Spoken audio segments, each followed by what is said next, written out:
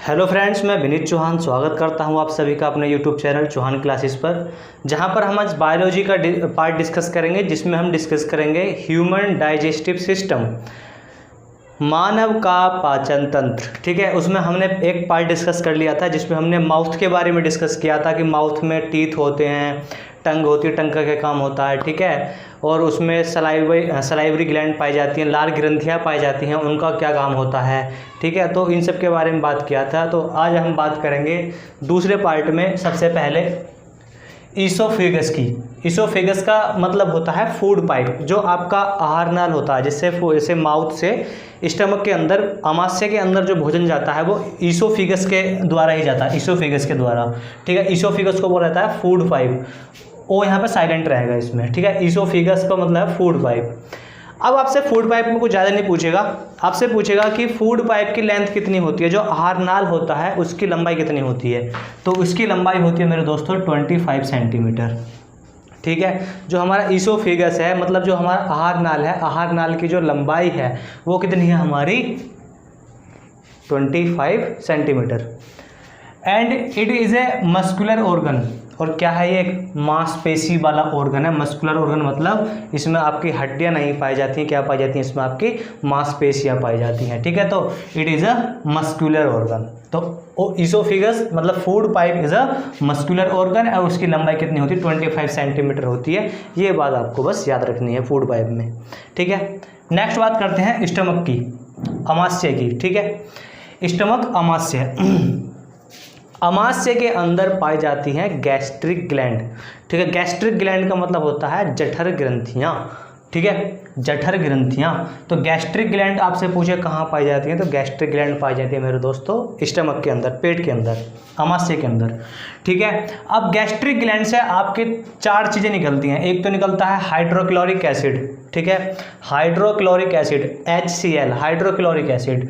ठीक है, और एक आपका निकलता है पेप्सिन एंजाइम, पेप्सिन एंजाइम, और एक आपका निकलता है रेनिन एंजाइम। और यहाँ से गैस्ट्रिक ग्लैंड से निकलता है आपका एक और गैस्ट्रिक जूस। ये चार चीज़ें आपकी आती हैं गैस्ट्रिक ग्लैंड से। HCl मतलब hydrochloric acid, pepsin enzyme, rennin enzyme. ठीक है, और क्या निकलता है? गैस्ट्रिक जूस मतलब जठर रस, जठर रस। और ये आपका होता है येलोइश कलर का, पीले रंग का होता है। ठीक है, जो गैस्ट्रिक जूस होता है वो कैसा होता है हमारा? पीले रंग का, लाइट येलोइश होता है, हल्का पीले रंग का होता है। और ये आपका होता है एसिडिक। ठीक है, एसिडिक मतलब अम्लीय प्रकृति का। अब जो HCl है, जो हाइड्रोक्लोरिक एसिड है, HCl actives pepsin and rennin. जो आपके दो एंजाइम हैं इसमें, जो गैस्ट्रिक ग्लैंड से, जठर ग्रंथि से दो एंजाइम निकल रहे हैं, पेप्सिन और रेनिन। ठीक है, हिंदी में पेप्सिन और रेनिन ही मिलेगा। तो हाइड्रोक्लोरिक एसिड, हाइड्रोक्लोरिक अम्ल से आपके दो एंजाइम एक्टिव होते हैं। कौन कौन से? पेप्सिन और रेनिन। तो HCl मतलब hydrochloric acid actives pepsin and rennin. जो हाइड्रोक्लोरिक एसिड है, ठीक है, हाइड्रोक्लोरिक अम्ल है, वो पेप्सिन और रेनिन को क्या करता है? एक्टिव करता है। ये क्या होते हैं? जिस टाइम से ये आपके गैस्ट्रिक ग्लैंड इनको निकालती है, ठीक है, पेप्सिन और रेनिन को, ये इनएक्टिव फॉर्म में होते हैं। किस फॉर्म में होते हैं? इनएक्टिव फॉर्म में, मतलब एक्रिय रूप में होते हैं उस टाइम पर ये। अब HCl आएगा, HCl क्या करेगा? पेप्सिन को एक्टिव करेगा और रेनिन को एक्टिव करेगा। ठीक है, अब आपसे पूछेगा कि जो रेनिन है, रेनिन का एक्टिव फॉर्म क्या होता है और पेप्सिन का एक्टिव फॉर्म क्या होता है? तो इनएक्टिव फॉर्म पूछेगा। तो पेप्सिन का जो इनएक्टिव फॉर्म होता है वो होता है पेप्सिनोजन। ठीक है, हिंदी में भी क्या आएगा? पेप्सिनोजन ही आएगा, या क्या बोल देता है कभी कभी पिरोपेप्सिन। ठीक है, या तो पिरोपेप्सिन ऑप्शन में दे देगा, या भी दे देगा आपको पेप्सिनोजन। ठीक है, आपसे पूछे जो पेप्सिन है, पेप्सिन की इनएक्टिव फॉर्म को क्या बोला जाता है? तो उसको बोला जाता है पेप्सिनोजन या फिर पिरोपेप्सिन।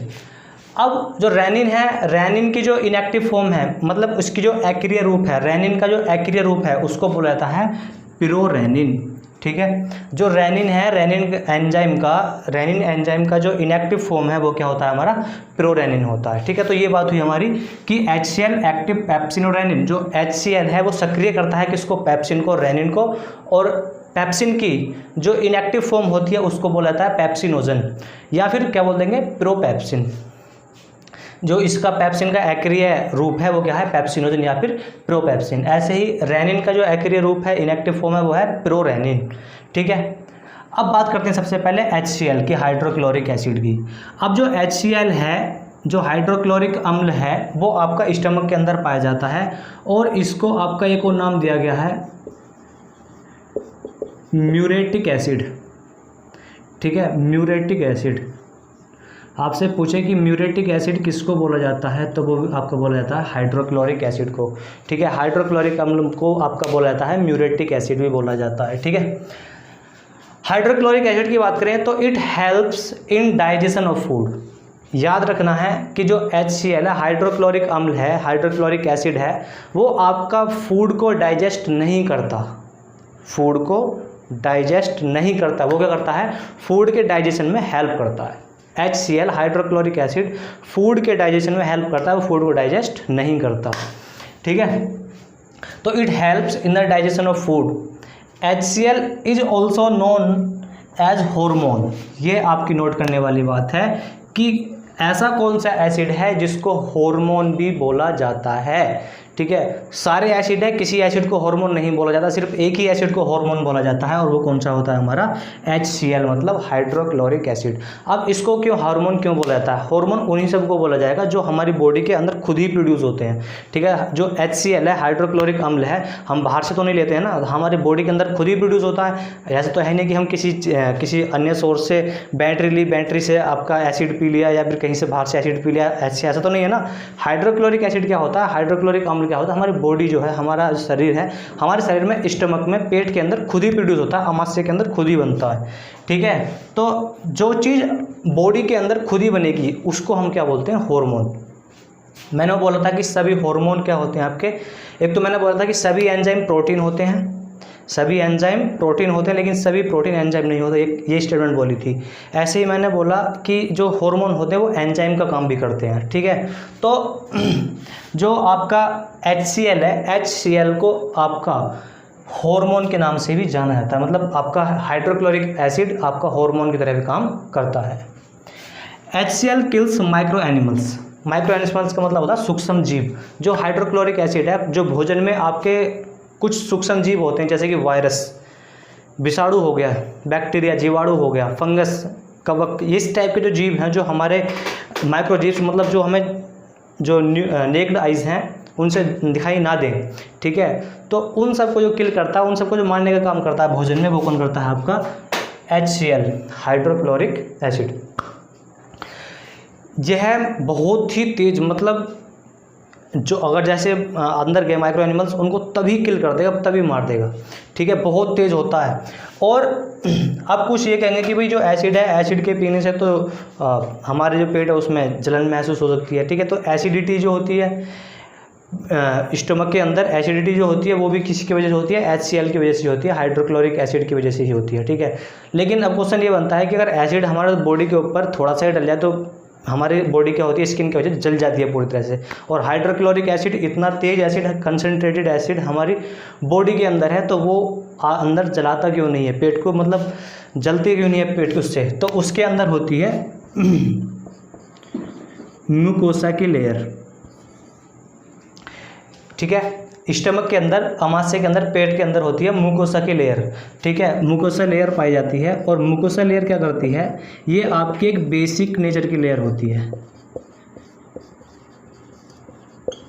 ठीक है, म्यूकोसा की लेयर मिलती है स्टमक के अंदर, और वो कैसी होती है, एक बेसिक लेयर होती है। ठीक है, क्षारीय प्रकृति की लेयर होती है। तो म्यूकोसा लेयर क्या करती है, जो आपका हाइड्रोक्लोरिक एसिड होता है, ठीक है, जो हाइड्रोक्लोरिक अम्ल है, म्यूकोसा लेयर उसको क्या कर देती है, न्यूट्रल कर देती है, उदासीन बना देती है। तो इसलिए हाइड्रोक्लोरिक एसिड क्या करता है, हमारे जो स्टमक है, स्टमक को अंदर से नहीं जलाता। लेकिन अगर आप एसिड को अगर बाहर से अगर थोड़ा सा भी स्किन पर डाल लोगे तो स्किन पूरी की वहीं से बर्न हो जाएगी, जल जाएगी। लेकिन HCl स्टमक के अंदर होने के बावजूद भी हमारे स्टमक अंदर से नहीं जलता। क्यों नहीं जलता, ड्यू टू म्यूकोसा लेयर। और म्यूकोसा लेयर कैसी होती है, बेसिक नेचर की होती है, बेसिक लेयर होती है, मतलब क्षारीय प्रकृति की होती है।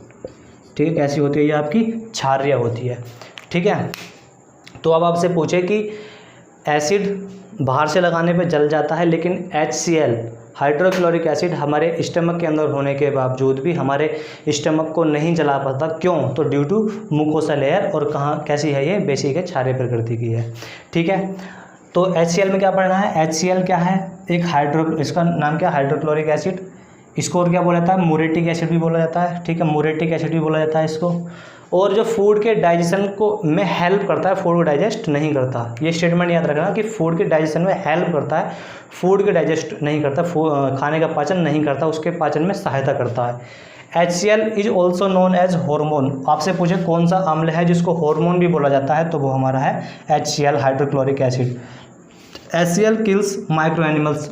जो HCl का काम है वो क्या काम है, वो माइक्रो एनिमल्स, सूक्ष्म जीवाणु जैसे वायरस, विषाणु, बैक्टीरिया, जीवाणु, फंगी, कवक, इन सबको मारने का काम करता है। और एसिडिटी जो होती है वो किसकी वजह से होती है हमारे स्टमक के अंदर, वो HCl की वजह से ही होता है। तो जब एसिडिटी का टाइम होगा तो एसिडिटी के टाइम पर इनो वगैरह लेते हैं।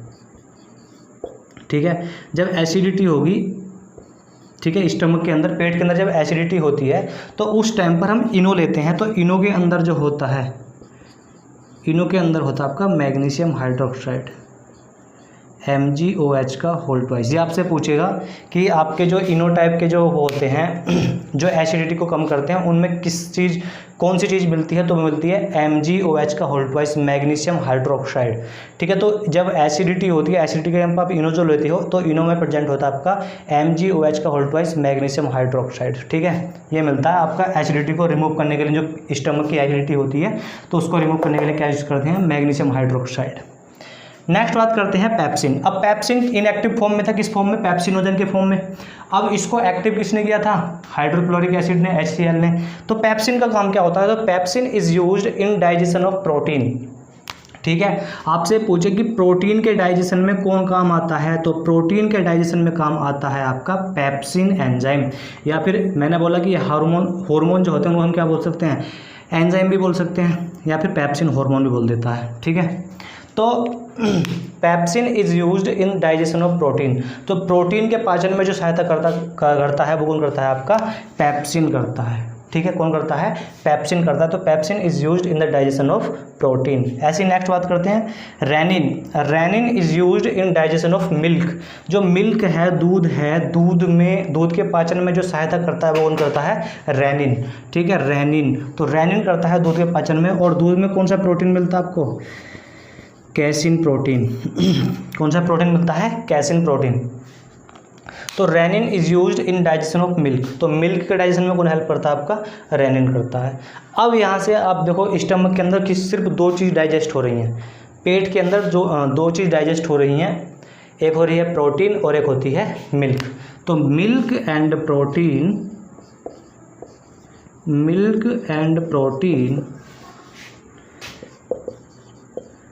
आर डाइजेस्टेड बाय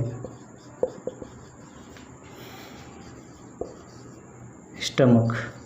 जो आपका अमाशय होता है, पेट होता है, पेट के द्वारा सिर्फ आपकी दो चीज़ डाइजेस्ट होती हैं, कौन कौन सी, मिल्क और प्रोटीन। अब बचा क्या, अभी हमारा क्या क्या डाइजेस्ट हुआ है, मिल्क डाइजेस्ट हो चुका है, प्रोटीन डाइजेस्ट हो चुकी है, 75% आपका कार्बोहाइड्रेट डाइजेस्ट हो चुका, तो जो माउथ में ही हो गया था, जिसको सलेवरी ग्लैंड ने आपका डाइजेस्ट किया था। अभी क्या बचा हमारा, फैट। अभी फैट आपका आगे जाकर डाइजेस्ट होगा लीवर में जाकर। ठीक है, तो वो अभी लीवर, पैनक्रियाज, अभी बहुत चीज़ आगे पढ़नी है अभी ह्यूमन डाइजेस्टिव सिस्टम में। हमें अभी स्मॉल इंटेस्टाइन के बारे में पढ़ना है। तो यहाँ पे अभी क्या क्या डाइजेस्ट हुआ, मिल्क, प्रोटीन, ठीक है, और कार्बोहाइड्रेट डाइजेस्ट हो चुका है। अब जो डाइजेस्टेड, जो ये वाला पार्ट डाइजेस्टेड हो चुका है, पच चुका है, और जो पार्ट आपका अनडाइजेस्टेड है, मतलब जो भी पचा नहीं है, जैसे कि फैट नहीं पचा है और 25% कार्बोहाइड्रेट नहीं पचा है अभी, तो उसको बोला जाता है काइम। ठीक है, उसको क्या बोला जाता है, chyme. Goes to small intestine, और स्टोमक के बाद में वो किस में जाएगा, आपका स्मॉल इंटेस्टाइन, मतलब छोटी आंत में जाएगा। ठीक है, छोटी आंत में जाएगा। तो आपसे पूछे कि काइम कहाँ मिलेगा, तो वो मिलेगा आपका छोटी आंत में। काइम का मतलब होता है कि कुछ पचा हुआ भोजन और कुछ अनडाइजेस्टेड फूड, मतलब कुछ अनपचा भोजन, वो कहाँ मिलेगा हमारा स्मॉल इंटेस्टाइन मतलब छोटी आंत में मिलेगा। तो आपसे पूछे काइम कहाँ मिलता है, वो स्मॉल इंटेस्टाइन में मिलता है। ठीक है, तो स्टमक के अंदर ये सब चीज़ें ही हैं। तो स्टमक के बारे में बस ये पढ़ना है हमें। और नेक्स्ट स्मॉल इंटेस्टाइन और पैनक्रियाज, अमाशय और यकृत, लीवर के बारे में नेक्स्ट पार्ट में बात करते हैं। ठीक है, और ये पार्ट पसंद आया हो तो वीडियो को लाइक कीजिए, शेयर कीजिए और चैनल को सब्सक्राइब कीजिए। Thank you.